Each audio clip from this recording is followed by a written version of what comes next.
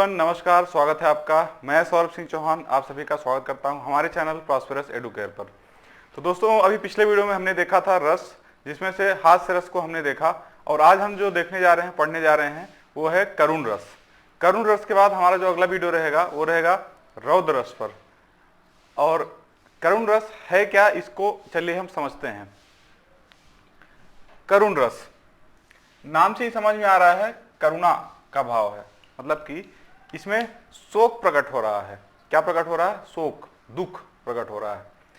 अब रस होता क्या है?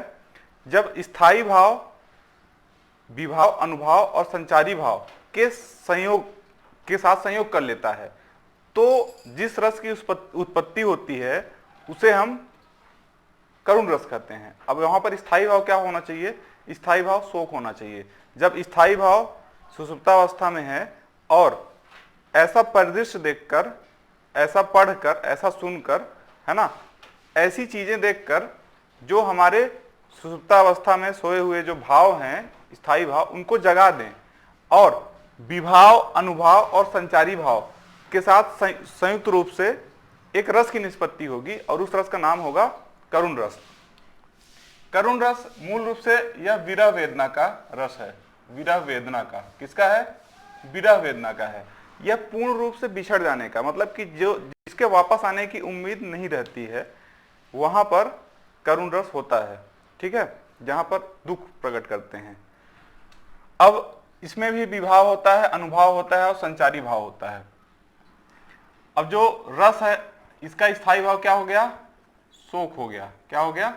शोक। विभाव में दो भाग होते हैं, आलंबन होता है और उद्दीपन होता है।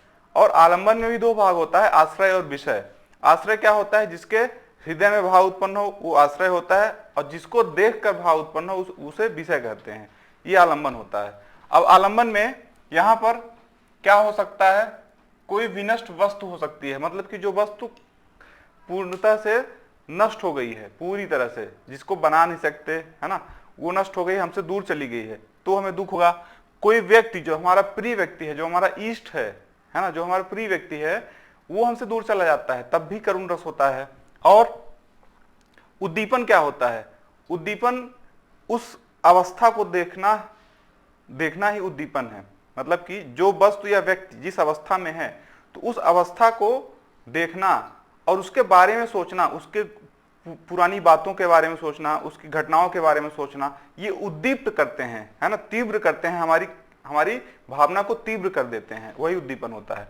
तो आलंबन का दाह कर्म, कोई प्रिय व्यक्ति है, वो हमसे बिछड़ जाता है हमेशा के लिए, और जब दाह संस्कार होता है उस दौरान ये क्या है? ये उद्दीपन है। ये उद्दीपन का भाव उत्पन्न करते हैं, तो हमारे मन में, हमारे हृदय में शोक प्रकट होता है ना, शोक का भाव उत्पन्न होता है। इष्ट के गुण तथा उससे संबंधित वस्तुएं, उसकी कोई वस्तु है प्रिय व्यक्ति की जो हमसे बिछड़ गया है, उसकी कोई वस्तु है, उसको देखकर हमें रोना आ जाता है ना, और ऐसे भाव उत्पन्न होते हैं कि सिर्फ लगता है कि वो वापस आ जाए कैसे भी करके, लेकिन ऐसा संभव नहीं होता है।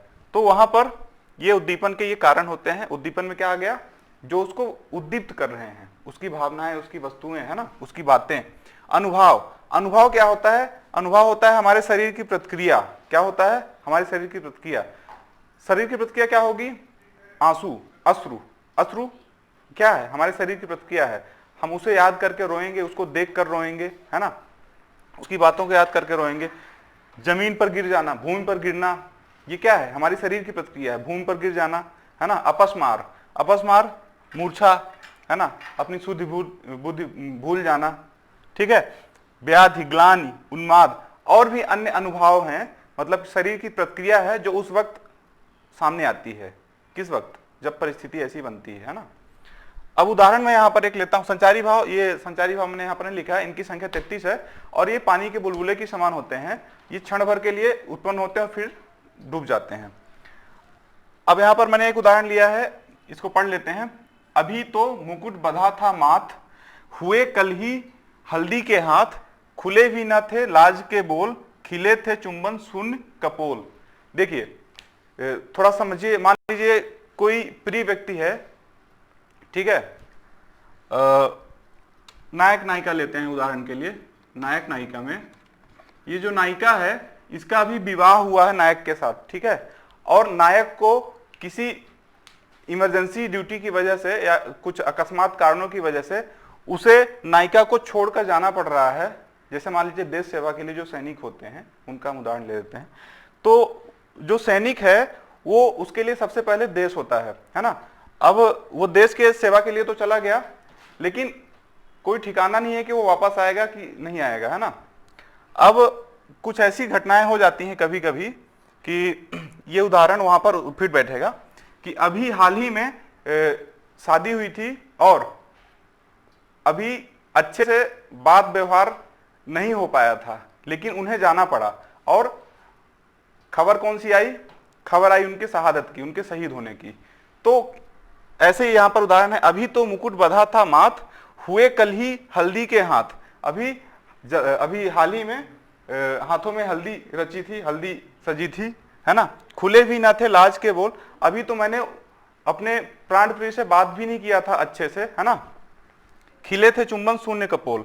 तो यहां पर जो उदाहरण दिया गया है वो करुण रस का है, विरह वेदना का है कि उनका जो प्राण प्रिय व्यक्ति है, इष्ट है, वो बिछड़ गया है, वो भी हमेशा के लिए, वो कभी वापस नहीं आएगा। तो वहां पर ये उदाहरण है। और एक उदाहरण ले लेता हूं मैं। राजा हरिश्चंद्र का नाम अच्छी तरह से सुना होगा आपने, हरिश्चंद्र, ठीक है। और इनकी पत्नी का नाम था, अच्छा, इनके बेटे का नाम था राहुल। और एक उदाहरण मैं लेता हूं। धरा गगन कंपित हुए मुनि को पश्चाताप, संध्या रोहित लास लय करत करुण विलाप। यहां पर राजा हरिश्चंद्र की परीक्षा लेने के लिए जो देवतागण है, जो ईश्वर हैं, वो क्या करते हैं कि पहली चीज की उनसे झूठ बोलवाने की कोशिश की जाती है कि ये जो राजा है इसे झूठ बोलवाया जाए और यह साबित किया जाए कि नहीं, झूठ बोला जा सकता है। लेकिन राजा हरिश्चंद्र, नाम राजा हरिश्चंद्र ऐसे नहीं पड़ा क्योंकि इन्होंने अपनी सारी चीजें त्याग दी सत्य बोलने के लिए, है ना। और उन्होंने अपना राजपाट भी उनको त्यागना पड़ा। और ऐसी की स्थिति भी आई कि उन्हें जहां पर दाह संस्कार किया जाता है, जो चंडाल होते हैं जो दाह संस्कार करते हैं, तो वो भी उनको करना पड़ा। और इतनी गरीबी आई कि उनका जो बेटा है राहुल और उनकी जो पत्नी है राजा हरिश्चंद्र की, संध्या, क्या नाम था? संध्या। तो जब बेटे की मृत्यु होती है गरीबी, भूख की वजह से, गरीबी की वजह से, और जो भी अन्य कारण है, पौराणिक कहानियों में अन्य भी किंवदंतियां हैं। तो उदाहरण के लिए समझते हैं कि मान लीजिए उनकी मृत्यु हो जाती है, तो वहां पर जो संध्या उनकी माता है राहुल की, वो क्या करती हैं, अपने जो पल्लू है, साड़ी का जो पल्लू है, जो आंचल है, उस आंचल को फाड़कर कफन के रूप में डालती हैं। किसके ऊपर? अपने बेटे के ऊपर। तो ये दृश्य देखकर देवता भी रोने लगते हैं, ठीक है।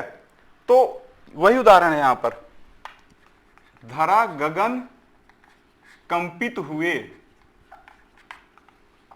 मुनि को पश्चाताप, ठीक है। राइटिंग मेरी पूरे राइटिंग पर ध्यान मत दीजिएगा, बस समझिएगा। धरा मतलब होता है धरती, गगन मतलब आकाश, कंपित का मतलब होता है कांप जाना, है ना। धरा गगन कंपित हुए मुनि को पश्चाताप, मुनि मतलब जो ऋषि मुनि है, देवतागण है, इनको भी दुख होता है। संध्या रोहित लास लय, संध्या जो इनकी माता है, मैंने राहुल नाम लिया, माफ कीजिएगा, रोहित नाम है। संध्या रोहित लास लय करत करुण विलाप। तो संध्या जो है, माता संध्या, वो रोहित अपने बेटे की लाश लेकर करुण विलाप कर रही हैं, इतना रुदन कर रही हैं, इतना रो रही हैं कि इस दृश्य को देखकर पूरा संसार कांप उठा है ना। मैं आशा, इसके और भी उदाहरण है, मैं आशा करता हूं ये उदाहरण आपको समझ में आया होगा और करुण रस बेहतर समझ में आया होगा। और अतिरिक्त उदाहरण के लिए आप पुस्तक पढ़ें ज्यादा से ज्यादा। और आपको वीडियो अगर पसंद आ रहा है तो वीडियो को शेयर करें, लाइक करें, और चैनल को सब्सक्राइब अगर नहीं किया है तो प्लीज सब्सक्राइब करें। धन्यवाद। जय हिंद।